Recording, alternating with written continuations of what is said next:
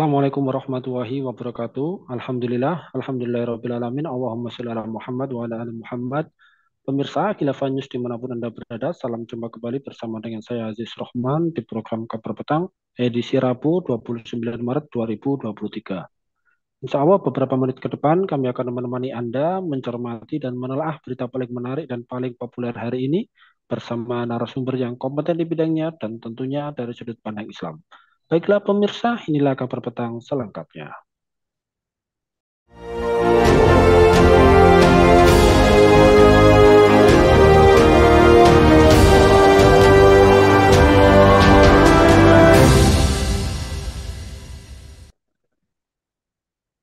Pemirsa, Menteri Koordinator Bidang Maritim dan Investasi, Luhut Binsar Panjaitan, menyentil beberapa pihak yang sering mengkritik pemerintah tanpa landasan yang kuat. Luhut menegaskan selesaikan persoalan di negara ini tidak mudah. Orang nggak pernah di pemerintahan, nggak usah banyak ngomong. Tidak gampang mengerjakan ini. Kata Luhut dalam acara Digital Government Award SPBE Summit 2023 sebagaimana yang dikutip dari media pada Jumat 24 Maret yang lalu. Bahkan kata Luhut, orang-orang yang sudah pernah merasakan duduk di kursi pemerintahan juga harus ditanya balik tentang kinerjanya. Menurutnya, belum tentu hasilnya lebih baik dari sekarang. Luhut juga memastikan dirinya tidak anti terhadap kritik, akan tetapi harus dengan landasan yang kuat dan masuk akal. Nah, pemirsa, narasi Pak Luhut yang mengatakan orang luar tidak usah ngomong, apakah ini termasuk dari represi verbal? Apakah pernyataan Pak Luhut ini juga sebagai ancaman terhadap kritik publik? Serta apakah pernyataan tersebut ini menunjukkan semacam karakter otentik dari rezim sekarang yang cenderung anti kritik? Pemirsa, untuk membahasnya kami telah terhubung dengan seorang pengamat kebijakan publik. Beliau adalah Bung Agung Wisnuwardana. Kita sapa dulu beliau. Assalamualaikum warahmatullahi wabarakatuh, Bung Agung. Waalaikumsalam warahmatullahi wabarakatuh, Mas Aziz. Alhamdulillah, gimana nih kabarnya nih, Bung Agung? Sehat, Bung? Sehat, Mas. Poso-poso tapi sehat terus pokoknya ya. Insya Allah. Alhamdulillah, luar biasa ini. Baik, Bung, langsung saja menyikapi terkait dengan Oke. pernyataan Pak Luhut ini, yang mengatakan bahwa orang di luar pemerintahan itu tidak usah banyak bicara, karena dianggap sebagai sebuah bentuk represi verbal dan juga ancaman terhadap sikap kritis masyarakat. Nah, menurut Anda, hal ini seperti apa ini? Mohon tanggapannya. Luar biasa ini ya, Pak Luhut Binsar ini kesekian kalinya mengeluarkan narasi yang cukup memberikan represi secara verbal. Kenapa sebut represi verbal ya? Karena narasi Pak Luhut ini mengandung ancaman gitu loh kepada publik ya, atau semacam ancaman pada mereka yang kritis pada rezim yang berkuasa hari ini. Ya, sehingga kalau disebut sebagai represi verbal, saya sangat setuju sekali.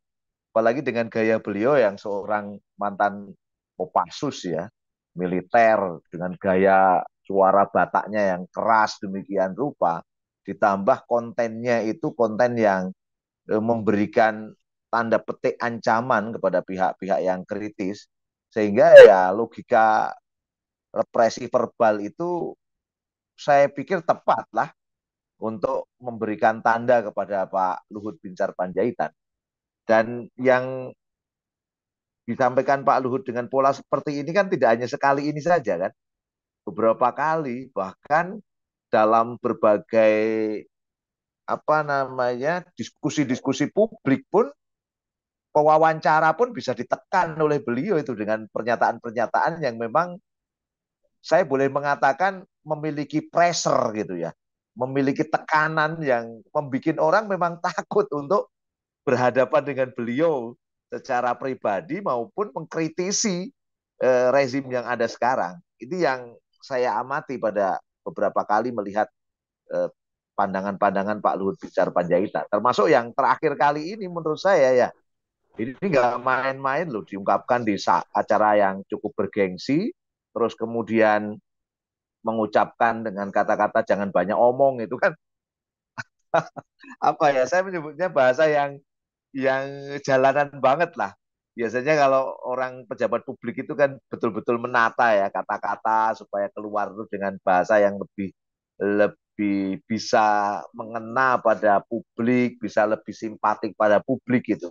Tapi yang ada sekarang saya membaca bukan sekedar simpatik, tapi tekanan, pressure yang memuat ancaman agar publik itu tidak banyak mengkritisi dan ngomongin tentang kekuasaan yang ada sekarang gitu. Dan itu kan menurut saya tidak hanya ditujukan pada oposisi ya, tapi juga ditujukan pada publik secara luas gitu. Dengan konten seperti yang tadi disampaikan. Jadi Mas Arief, Mas Aziz, menurut saya sependapat bahwa ini represi verbal atau bahkan bisa dikatakan teror verbal. Ya, itu yang menurut saya pas lah untuk bisa disematkan pada Saudara Luhut Binsar Panjaitan dengan berbagai ungkapan yang selama ini ada plus ungkapan yang terakhir. Itu tanggapan saya. Ya, baik. Lantas kemudian dengan pernyataan tersebut, apakah ini juga menunjukkan bahwa Pak Luhut ya selaku orang yang ada di pemerintahan rezim sekarang ini menunjukkan karakter otentik rezim saat ini cenderung anti kritik. Menurut Anda seperti apa ini? Ini untuk menjawabnya sebenarnya agak berat ini ya. Tapi kalau dimulai dari apakah ini otentik dari karakter seorang Luhut Binsar Panjaitan, saya berprasangka kuat ya. Kalau dalam konteks bahwa ini otentik Pak Luhut Binsar Panjaitan dengan gaya beliau ya. Terlepas apakah ini represi itu benar-benar terjadi atau tidak, tapi secara represi verbal atau bahasa saya agak tinggi lagi teror verbal itu terasa sekali pada otentisitas dari seorang Luhut Binsar Panjaitan. Pertanyaannya apakah ini cenderung akan terjadi pada otentivitas dari rezim Jokowi yang cenderung anti kritik? Saya membacanya dengan sebuah analisis sedikit begini, Mas. Kalau sikap Pak Luhut seperti ini dengan berbagai proses yang ada, kok Pak Jokowi mendiamkannya? Sementara kita tahu menjadi rahasia umum bahwa Pak Luhut Binsar Panjaitan itu adalah ya boleh dikatakan orang kepercayaan yang sangat tinggi Pak Jokowi. Tidak, kepercayaan itu bisa dibaca tidak sekedar pada posisi beliau sebagai pemegang kebijakan ya, tapi misalnya kepercayaan beliau Pak Jokowi terhadap Pak Luhut terkait dengan waktu mantu siapa namanya anaknya di Solo beberapa waktu yang lalu itu menunjukkan kedekatan yang demikian rupa gitu ya.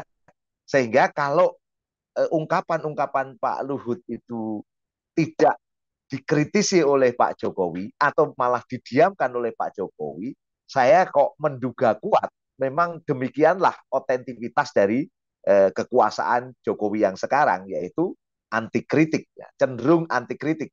Jadi ungkapan Pak Luhut dengan mengatakan yang di luar pemerintahan jangan ngomong ya, jangan ngomong tentang pemerintahan ini, jangan mengkritisi lah maknai saya ya terhadap pemerintahan ini, dan itu didiamkan oleh Pak Jokowi berulang kali loh ya Pak Luhut itu mengungkapkan pola-pola seperti itu dan pressure-pressure dari verbal beliau cenderung didiamkan oleh Pak Jokowi ya saya memandang rezim negeri ini memang cenderung anti kritik sesuai dengan ungkapan Pak Luhut yang terakhir orang di luar pemerintahan jangan ngomong karena ngurus pemerintahan tidak mudah.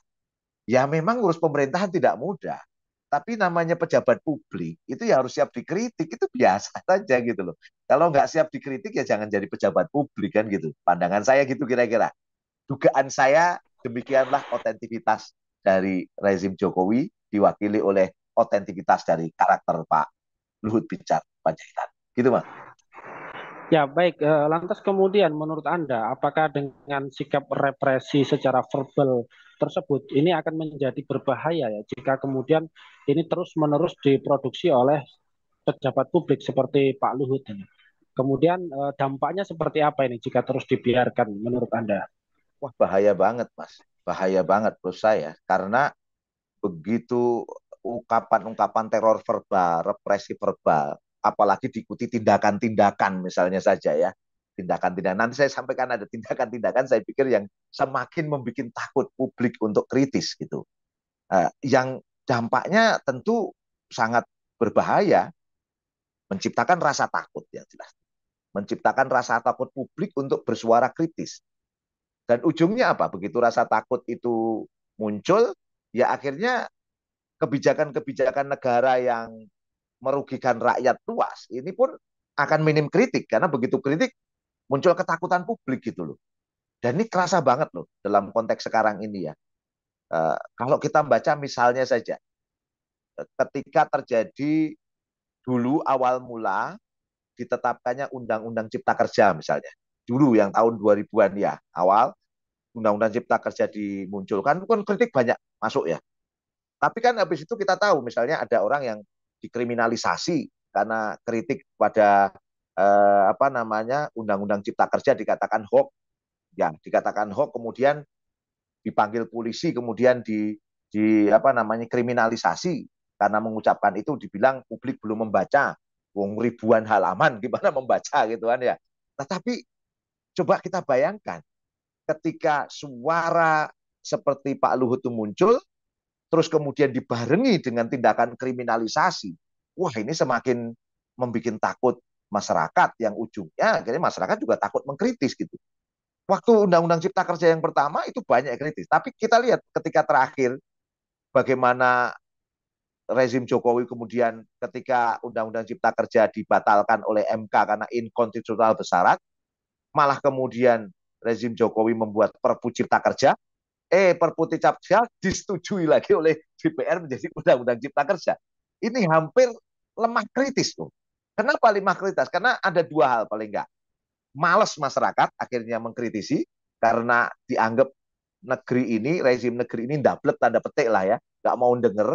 Yang kedua, daripada saya kritis nanti juga menimbulkan rasa takut dan bisa dikriminalisasi. Ngeri banget ini kalau terjadi demikian. Dan kalau kita membaca ya, level-level terkait dengan ketakutan tuh muncul dari mulai ghosting sampai kriminalisasi.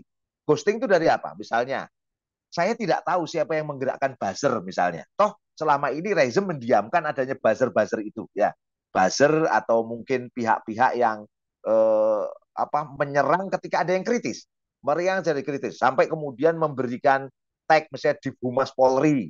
Oh, ini hoax misalnya. Kemudian di tag di Humas Polri itu kan membuat ketakutan warga gitu. Membuat ketakutan warga, padahal itu bisa jadi ghosting atau mau di sawah kalau orang bilang ya, mau di sawah, hantu sawah gitu. Tetapi kan sudah cukup menakutkan. Tapi nyatanya buzzer ini dibiarkan. Sampai kriminalisasi. Kalau sudah kriminalisasi ngeri menurut saya. Undang-undang ITE misalnya. Ya. Menurut eh, kebebasan berekspresi, ya, jaringan kebebasan berekspresi Asia Tenggara, SafeNet, itu mencatat sebagian besar pelapor terkait dengan Undang-Undang ITE, ya, Undang-Undang ITE, itu adalah para pejabat publik. Dan Undang-Undang ITE itu kan kita tahu dibiarkan demikian rupa oleh rezim yang ada sekarang kan, dan berlaku demikian rupa mengkriminalisasi banyak hal. Dan saya melihat contoh Pak, apa di Undang-Undang ITE itu yang muncul, yaitu terkait dengan pencemaran nama baik. Itu sering dipakai. Dan ini juga pernah dilakukan oleh Pak Luhut Binsar Panjaitan terhadap Haris Azhar dan Fathia kan, terkait dengan podcastnya Haris Azhar dan Fathia. Ini Pak Luhut juga menggunakan Undang-Undang ITE itu untuk menelikung Haris Azhar dan Fathia, konteks yang saya katakan. Terus yang terakhir ini yang cukup miris menurut saya, aktivis lingkungan Budi Pego misalnya ya, yang cukup mengkritisi tambang di wilayah Banyuwangi ya, yang kemudian dia harus ditangkap karena kriminalisasi demikian rupa gitu. Dan itu juga dibiarkan oleh rezim yang ada sekarang. Walau alam, apakah ini Amnesty Internasional sedang mengajukan apa namanya permintaan pada Pak Jokowi agar membebaskan Budi Pego misalnya ya. Eh, Belum lagi kasus yang terakhir, misalnya ya kasus FPI, FPI dan orang-orang di Petamburan kan ingin membuat tarif Ramadan tuh. Tarif Ramadan kemudian apa? Dihalang-halangi, nggak boleh untuk tarif Ramadan loh.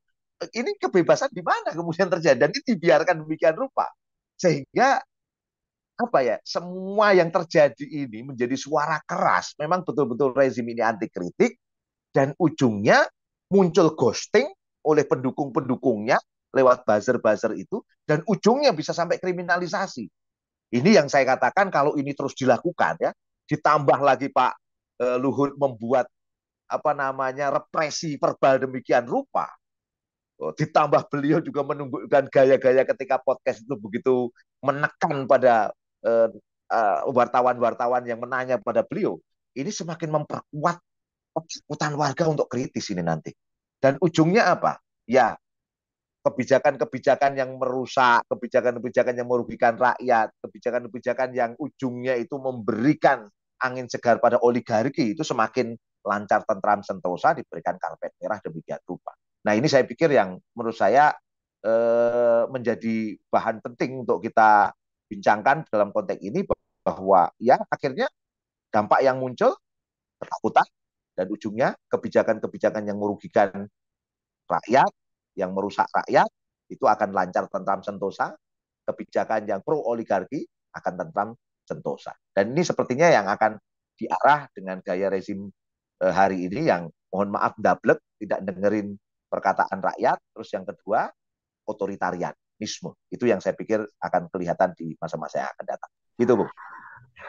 Ya, baik. Lantas berikutnya, Bung, ini mumpung di suasana Ramadan ini, kalau Ya. di dalam sudut pandang Islam, menurut Anda seperti apa ini? Bagaimanakah kritik publik ya di dalam pandangan Islam? Apakah hak-hak berpendapat itu juga dibatasi oleh hukum-hukum di dalam Islam? Oke, Bung. Pertama gini, dalam pandangan Islam, pejabat publik itu dipilih oleh rakyat untuk riayatul unil ummah, mengatur urusan umat dengan Islam. Itu poin dasarnya. Jadi bagaimana dia mengatur urusan umat dengan landasan Islam. Nah, di dalam konteks Islam itu ada mekanisme yang disebut dengan muhasabah lil hukam. Muhasabah lil hukam ini nanti akan dilakukan dari dua jalur. Jalur formal melalui apa yang disebut dengan majelis ummah, majelis umat. Majelis umat lah wakil-wakil dari warga daulah khilafah Islamiyah, baik muslim maupun non-muslim yang ada di majelis umat, untuk apa? Untuk memberikan kritis kepada khalifah, pemimpin negara khilafah Islamiyah, apabila dia melenceng dari aturan-aturan Islam.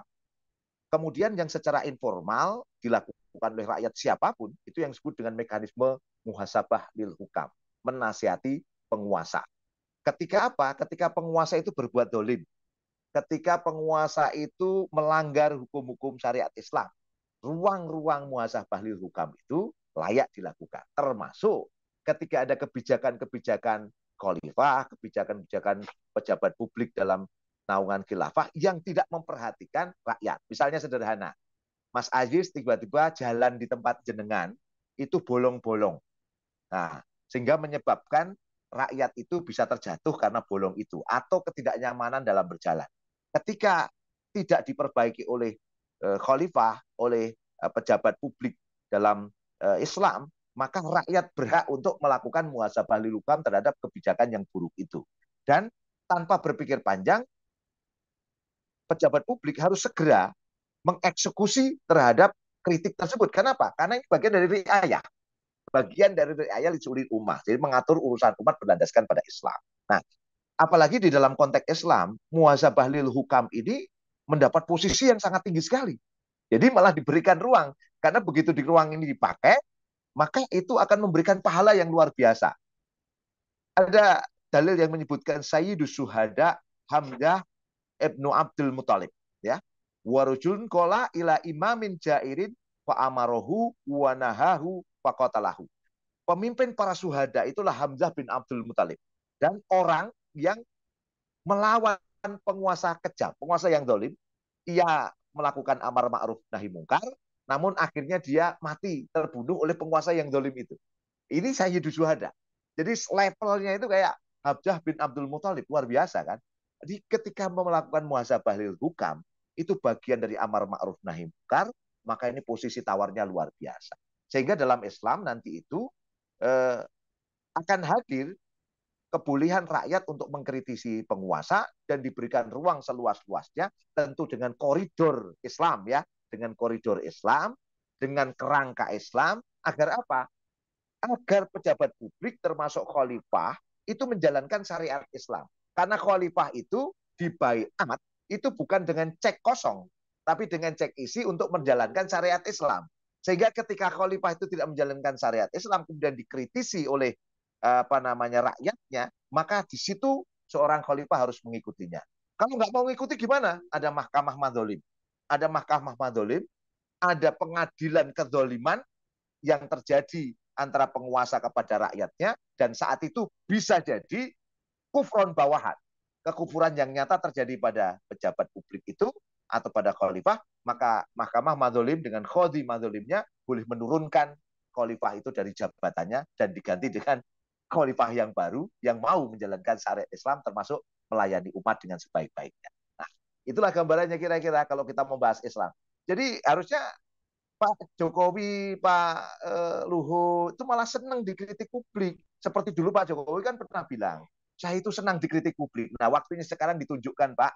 Tegur itu Pak Luhut. Pak Luhut jangan ngomong begitu, Pak. Tolong minta maaf pada rakyat. Suara Anda ini bikin takut rakyat. Itu menimbulkan represi verbal Pak Luhut. Nah, mungkin berdiri Pak Jokowi menyampaikan, hei rakyatku semua, mohon maaf kalau tadi rekanku yang bernama Luhut Binsar Panjaitan ngomong tidak enak pada kalian ya. Mohon maaf, insya Allah kami terima kritik seluas-luasnya. Nah, itu saran saya di bulan Ramadan pada Pak Jokowi dan Pak Luhut Binsar Panjaitan. Gitu kira-kira, Mas. Ya, Mas Awan ini luar biasa nih. Terima kasih nih, syukran wa jazakumullahu khairan katsiran atas penjelasannya dan juga terima kasih telah hadir di Kabar Petang pada edisi kali ini. Insya Allah kita nanti ketemu lain waktu, lain kesempatan. Semoga Anda dan keluarga sehat selalu dalam lindungan Allah Subhanahu wa taala. Assalamualaikum warahmatullahi wabarakatuh, Bung Agung Wisnuwardana. Waalaikumsalam warahmatullahi wabarakatuh. Baik pemirsa, demikianlah Kabar Petang pada edisi kali ini. Semoga Anda mendapatkan banyak manfaat dari acara kami. Jangan lupa saksikan kami besok di jam dan channel yang sama. Dan jangan lupa juga like, comment, share, subscribe, serta klik tekan tombol loncengnya agar tidak ketinggalan update terbaru dari Khilafah News. Karena hanya di sinilah Anda akan mendapatkan informasi aktual, terpopuler, dan tentunya dari sudut pandang Islam. Akhirnya saya Aziz Rahman beserta seluruh kru yang bertugas undur diri. Wassalamualaikum warahmatullahi wabarakatuh.